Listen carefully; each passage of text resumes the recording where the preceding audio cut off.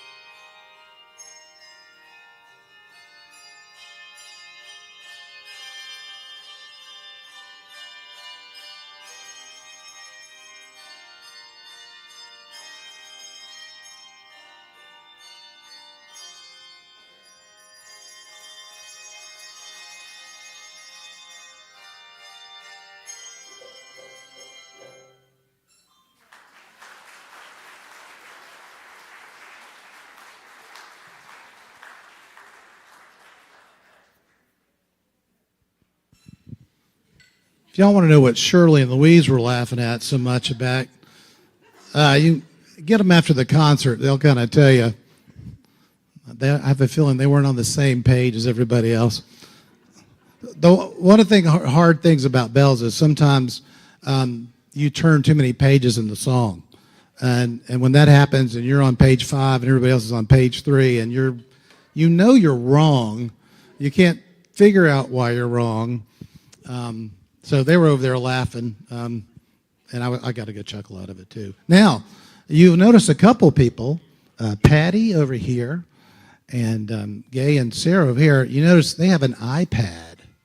So they've got all their music downloaded on iPad, and they have a little pedal you can't see, and they turn the pages with their foot.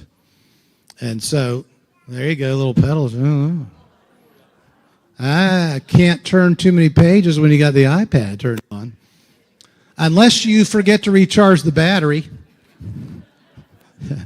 And one night, and Melissa's got one also, and one night somehow Sarah's foot pedal got onto Melissa's iPad, and Melissa couldn't figure out why the pages were turning, and Sarah couldn't figure out. It was pretty funny. So the technology is going to make it easier, I know. So, all right, our next song is a very fun arrangement of "Do You Hear What I Hear?"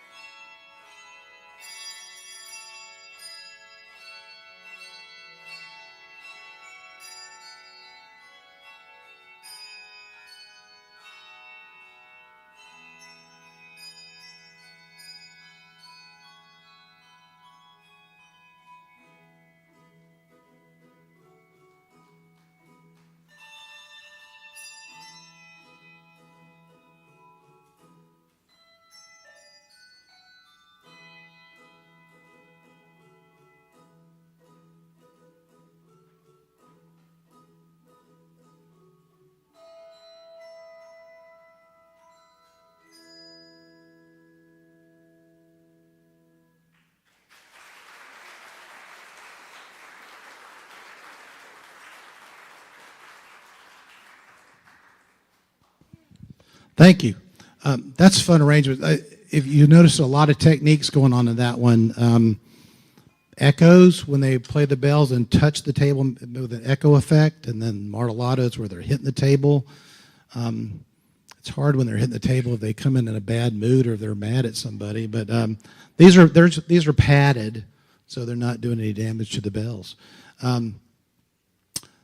This next song is another.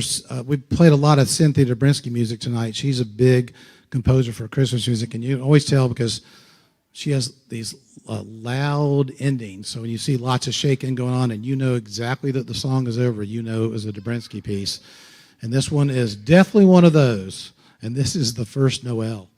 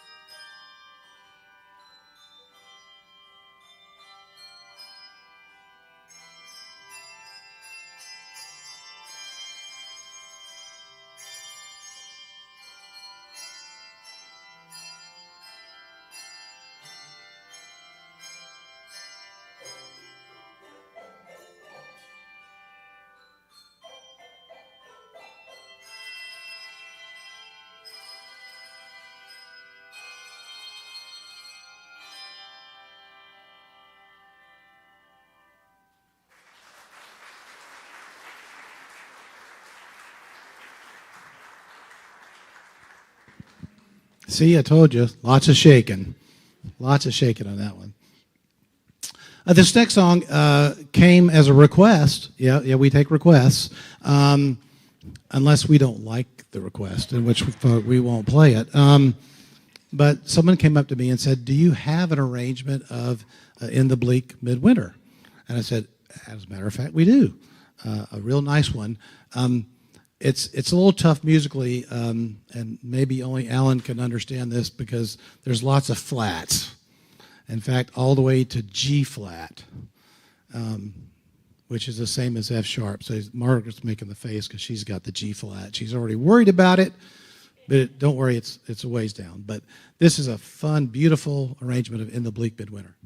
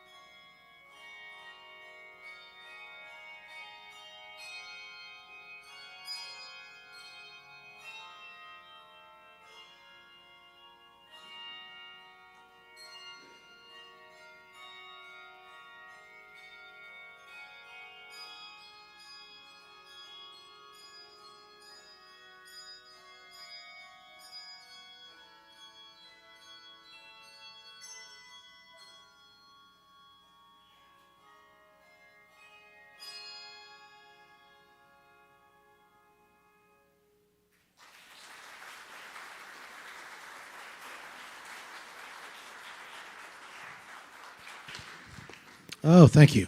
That was really pretty. This next song has become a staple at our Christmas concerts. If you were, everybody remembers Judy Radcliffe used to come here to church.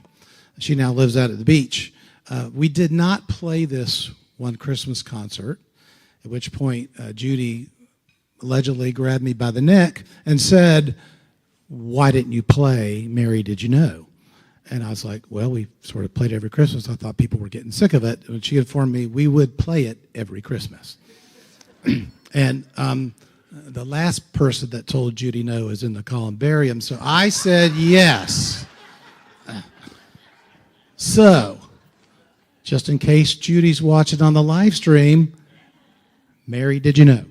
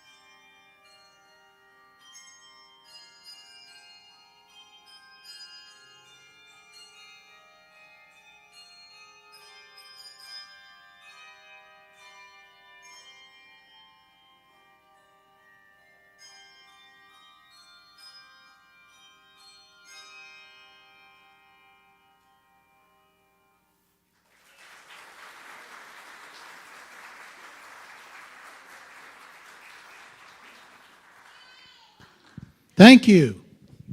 And we'll play that one next year, too, I promise. This next song is one of my favorites, not one of their favorites, but one of my favorites. We got to play this before I was the conductor, and I played over here in Patty's spot. And I loved playing it, and I couldn't wait to conduct it. But they really don't like this song. So, but that's the best part about being my position. We get to play it anyway. So this is a little Fire and Brimstone, a lot of fun. This is a wonderful arrangement of Now the Green Blade Riseth.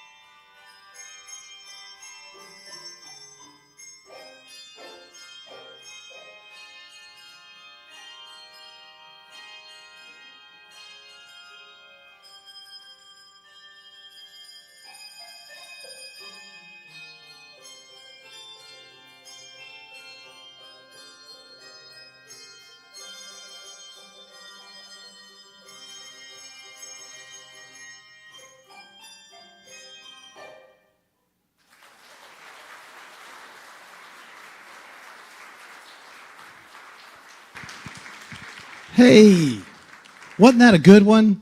Yeah. Yeah, y'all clap louder, so we got to play it again. Yeah, that's a good workout, though. They've got a good sweat going up right now, so I'm always trying to play that one a little bit faster, but that was wonderful. So we're going to end tonight's concert. Again, thank you so much for coming out. I hope you enjoyed the chicken and the mac and cheese. If you knew how much cheese and butter was in the mac and cheese, you might have thought twice about it, but the mac and cheese was fantastic. But thanks so much. We certainly enjoy playing these concerts, and it's so wonderful to see so many people here. So this is just a fun medley of, I think, 5 or 6 Christmas tunes, some oldies, goldies.